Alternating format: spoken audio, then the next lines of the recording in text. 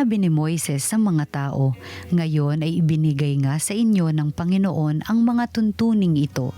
Sundin ninyo ito ng buong puso't kaluluwa. Ipinahayag ninyo ngayon na ang Panginoon ang inyong Diyos. Lalakad kayo ayon sa kanyang daan, susundin ang kanyang mga tuntunin at didinggin ang kanyang tinig. Ipinahayag naman niya sa inyo na kayo ay kanyang bayan, tulad ng kanyang pangako, at dapat ninyong sundin ang kanyang mga tuntunin. Palalakihin niya kayo higit sa ibang bansa upang maging kapurihan niya, karangalan at kadakilaan. At tulad ng sabi niya, kayo ay isang bansa na nakatalaga sa kanya." Ang salita ng Diyos. Salamat sa Diyos. Mapalad ang sumusunod sa utos ng poong Diyos. Mapalad ang mga taong malinis ang pamumuhay, ayon sa utos ng poon ang gawain araw-araw.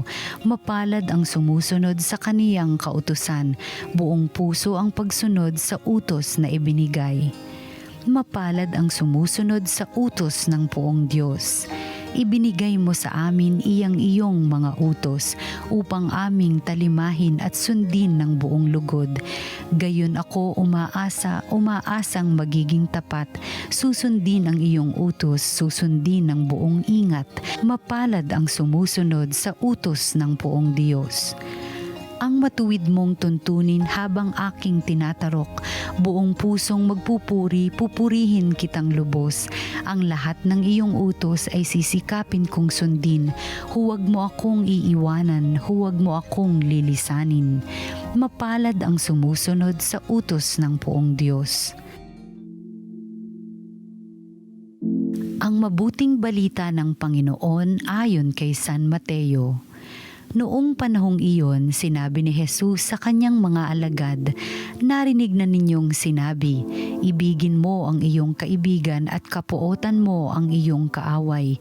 Ngunit ito naman ang sabi ko, ibigin ninyo ang inyong mga kaaway at idalangin ninyo ang mga umuusig sa inyo, upang kayo'y maging tunay na anak ng inyong amang nasa langit, sapagkat pinasisikat niya ang araw sa masasama at sa mabubuti, at pinapapatak niya ang ulan sa mga banal at sa mga makasalanan.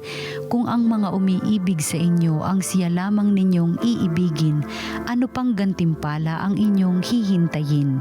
Hindi ba't ginagawa rin ito ng mga publikano? At kung ang binabati lamang ninyo'y ang inyong mga kapatid, ano ang nagawa ninyong higit kaysa iba? Ginagawa rin iyon ng mga hentil. Kaya dapat kayong maging ganap gaya ng inyong amang nasa langit. Ang mabuting balita ng Panginoon. Pinupuri ka namin, Panginoong Hesukristo.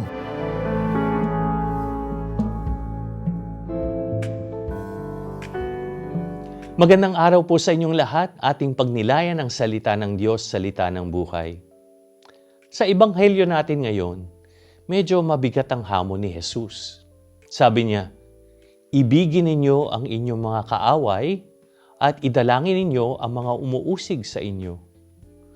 At parang lalong bumigat pa nang sabihin niya, dapat kayong maging ganap gaya ng inyong amang nasa langit. Aminin natin, parang imposible. Madaling mahalin ang mabait sa atin, pero ang magmahal sa nanakit, sa nagkanulo, sa umapi sa atin, ay iba na yon. Pero pansinin natin, hindi sinabi ni Jesus na pilitin ninyong mahalin ang kaaway ninyo. Hindi. Ang sinabi lang niya, ipagdasal ninyo sila. Aha! Doon nagsisimula ang pagbabago. Doon nagiging posible ang pawang imposible. Sa panalangin. Anong punto para sa atin ngayon? Ang panalangin ay hindi lang para baguhin ang sitwasyon o ang ibang tao. Kadalasan, ang panalangin ang bumabago sa atin. Nababago ang ating puso, ang ating pagtingin, ang ating saloobin. Do not underestimate the power of prayer. May isang kwento akong narinig tungkol sa isang ina na labis na nasaktan dahil sa kapwa niyang empleyado na paulit-ulit siyang sinisiraan.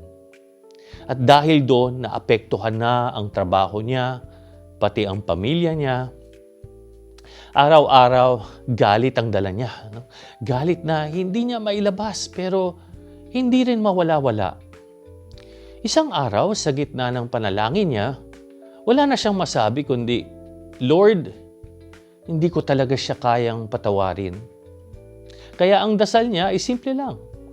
Panginoon, ikaw na po ang bahala. Turuan mo akong magmahal kahit ayaw ko pa.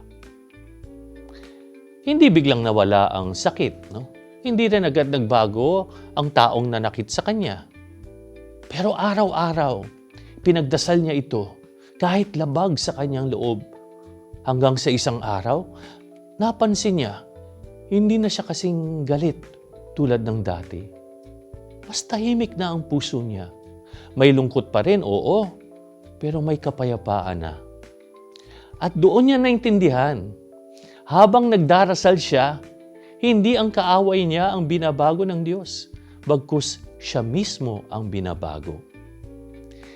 Itong sinasabi ni Jesus, kapag natuto tayong magdasal para sa mga umuusig sa atin, unti-unti tayong inaakay ng Diyos mula sa galit patungo sa awa, mula sa paghihiganti patungo sa kapatawaran.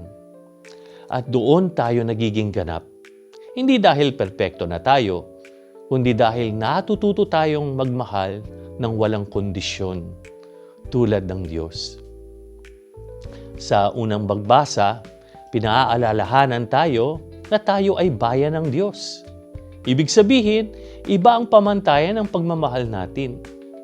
Hindi tayo gumaganti ng kasamaan sa kasamaan.